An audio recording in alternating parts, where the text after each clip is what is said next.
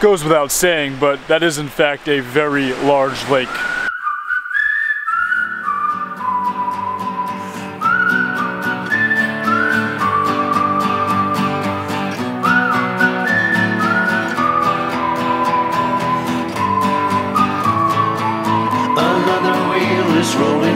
I learned today that the name Superior doesn't actually have much to do with the size of the lake. It was called that by the French because it was located above all the other Great Lakes. I mean, it is also the largest freshwater lake in the world, but I don't think they knew that at the time. Gotta put my feet in it. Not sure when the next time I'll be here it will be. Could be for a long time. It's actually warmer than I thought it was gonna be.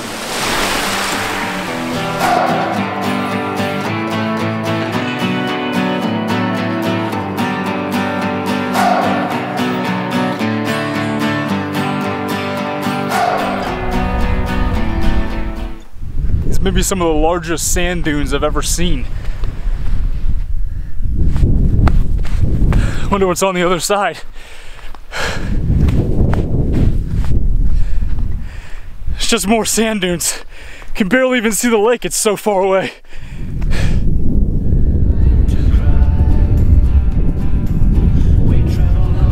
Do have a nice view from up here of this mini lake though, so that's pretty cool.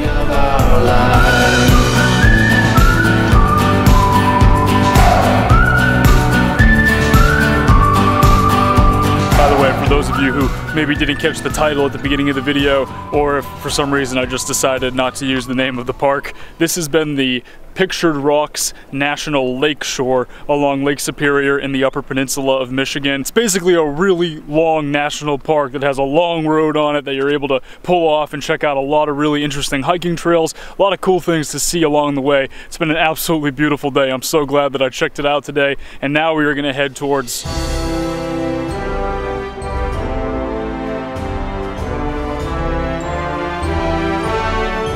Canada.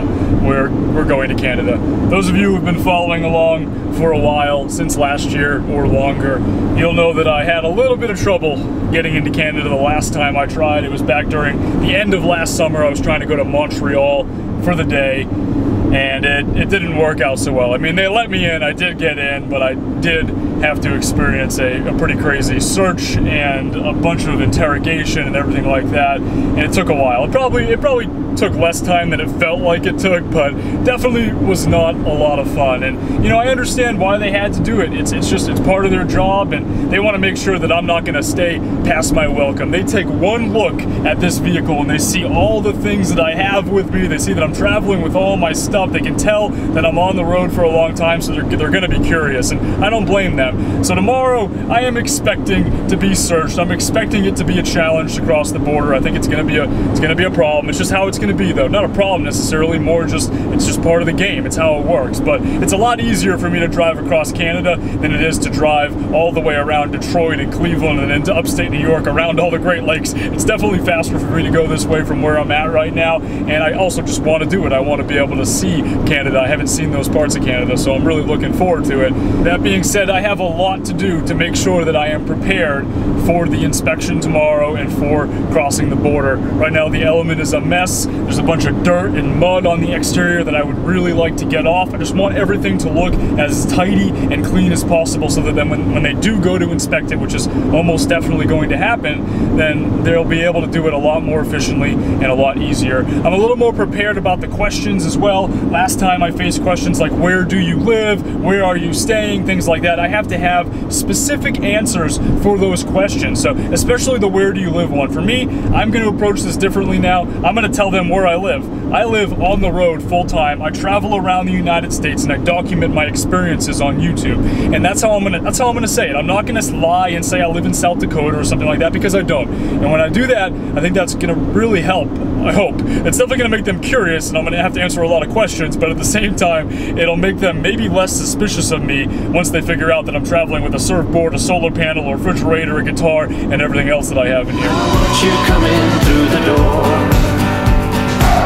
you fill the room with joy.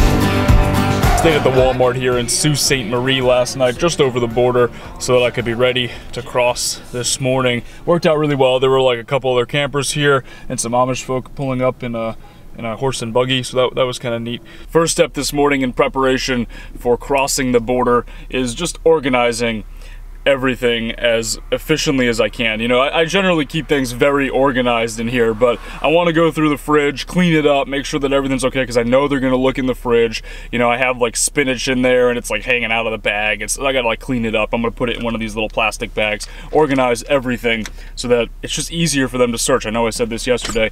I have this like medicine thing here, like this box, this container that has like a bunch of old medicines and stuff like that. I think I'm gonna go through and throw out the most of the stuff in there. Like I have like old antibiotics from when I had that MRSA infection back 2 years ago, and just other things like that. And I just, for one, it's probably not safe to take those anymore anyways. I was keeping them because like it's so expensive to go to the doctor here in the United States that, like, you know, you just like, it's like good to just have stuff in case I get like some crazy infection and I need something in a pinch or something like that. But probably not safe to take them anymore anyway. So I'm gonna go through, organize that, get rid of anything that's suspicious in there, which that's probably the only thing, but I don't know.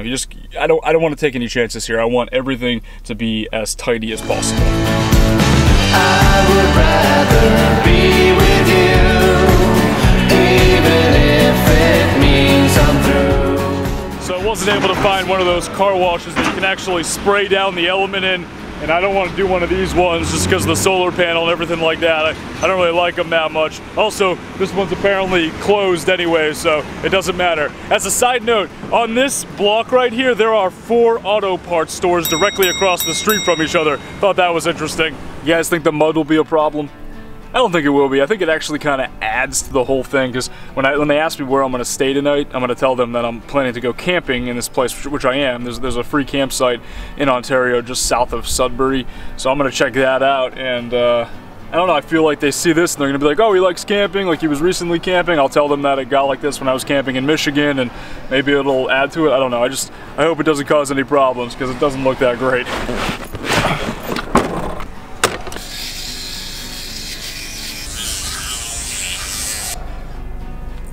What do you guys think? Do I look worthy of entering the great country of Canada today? I took down the back window covering so that the officer can see more easily into the back of the element, so that when he's interrogating me, he'll be able to know more about what's going on. And then also I organized the glove compartment, because I know they're going to search in there for everything. That's what they did the last time, and everything else. I think I am ready to go, except one more thing.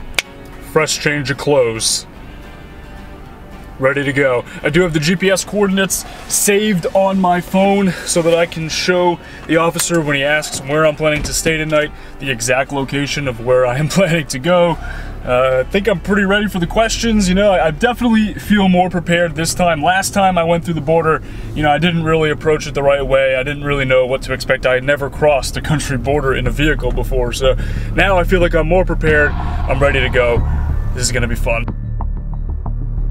Almost forgot to do the single most important thing, gas up before entering Canada, because gas is like $4 to $5 a gallon over there.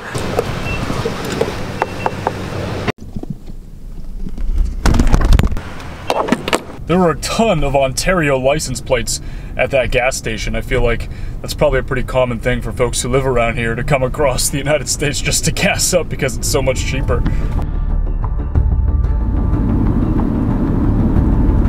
Welcome to Canada.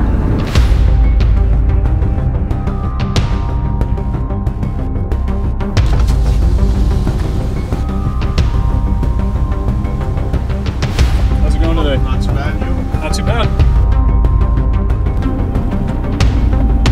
Okay, so that ended up being a lot easier than I was anticipating. It took a couple of minutes, went right over the border, no problems. We are now in Canada. I'm glad that I had the element ready to go, though. I'm glad that I took the time to clean everything out, to get rid of all the other junk that I had, anything that would be suspicious in the case that I was inspected. That's how I'm going to approach every border crossing moving forward, just to be ready. Also, my plan to answer the questions openly, to not say that I live somewhere, to tell them what I do and how I support myself, and that I travel full-time around the United States, you know, making YouTube videos. I think that really helped as well. He seemed really interested in it, and I told him about the direct link to Element Van Life, so you might even be watching the video now. It was really awesome. You know, the officer was super helpful, and overall it was a good experience. So I'm looking forward to driving across Canada over the next day or two, and then getting back into New England and continuing on the road trip.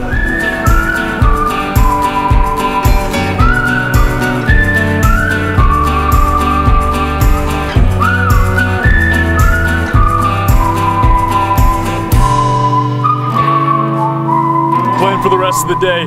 First things first, I gotta stop at a Canadian ATM and get some cash for gas. And then I'm gonna drive about halfway across Ontario towards that campsite, try to get there before sunset, be able to hang out, relax for a little bit, and then continue on tomorrow morning. But that'll all be part of the next video. Thanks for watching, guys. Before ending this vlog, I do have one new Patreon pledge to thank. Lacey Huth, thank you so much for joining the Patreon team. Your support will keep this journey alive. I'll talk to y'all in the next video.